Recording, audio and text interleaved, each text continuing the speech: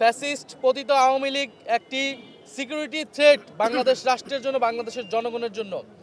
আমরা দেখেছি যে হাদি ভাইয়ের অবস্থা অত্যন্ত সংকটাপন্ন এবং আমরা আশঙ্কা করছি যে এই ঘটনার পিছে বড় কোনো ষড়যন্ত্র আছে।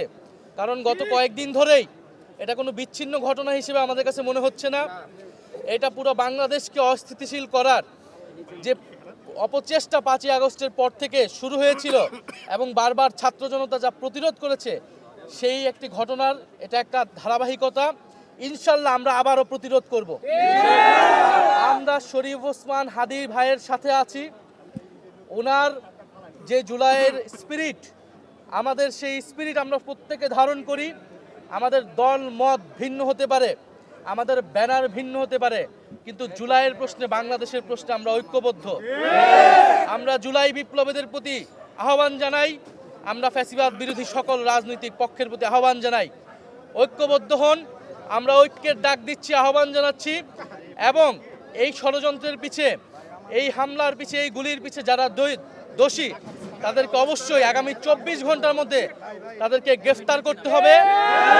এই স্বরাষ্ট্র উপদেষ্টাকে গ্রেফতার করতে হবে, নির্বাচন কমিশনকে তার জবাব দিতে হবে, বাংলাদেশের প্রতিটি নাগরিকদের এবং জুলাই যোদ্ধাদের নিরাপত্তা নিশ্চিত করতে হবে। আমরা আজকে রাত থেকে মাঠে থাকব এবং যেখানে আমরা ফ্যাসিবাদীদের ষড়যন্ত্র দেখব, আমরা সেটা প্রতিহত করব।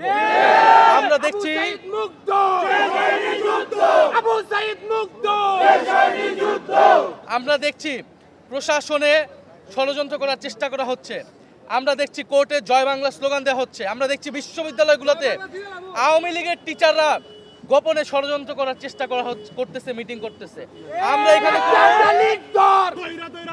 কোনো দল দেখবো না।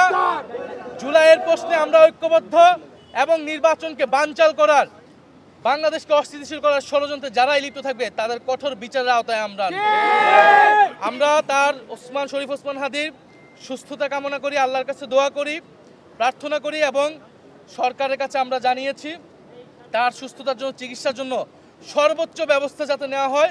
এবং এই ওসমান হাদি জুলাইয়ের প্রতীকে পরিণত হয়েছে। এটা শুধু হাদির নিরাপত্তার প্রশ্ন নয়, এটা যারা গণ অভ্যুত্থানে অংশ নিয়েছে তাদের প্রত্যেকেই কিন্তু নিরাপত্তা সংকটে আছে।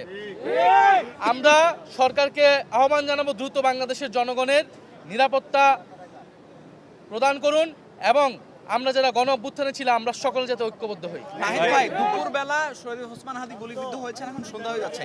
সরকারের তরফ থেকে আপনি আদৌ কোনো তৎপরতা দেখতে পাচ্ছেন কিনা?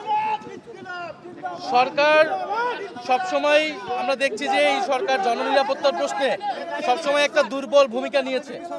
আওয়ামী লীগ প্রশ্ন বলেন, আমরা প্রত্যেকটা বিষয় কিন্তু ছাত্র জনতা মাঠে নেমে ঠেকিয়েছে।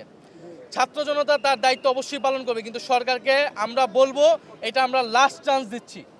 যদি এই সরকার, এই নির্বাচন কমিশন যদি নিরাপত্তা দিতে না পারে, যদি তারা এই দোষীদেরকে বিচারের আওতায় না মানতে পারে, যদি আওয়ামী লীগকে সম্পূর্ণভাবে নির্মূলের ব্যবস্থা করতে না পারে, ফলে এই সরকারের বিরুদ্ধে আমাদের একটা ব্যবস্থা নিতে হবে।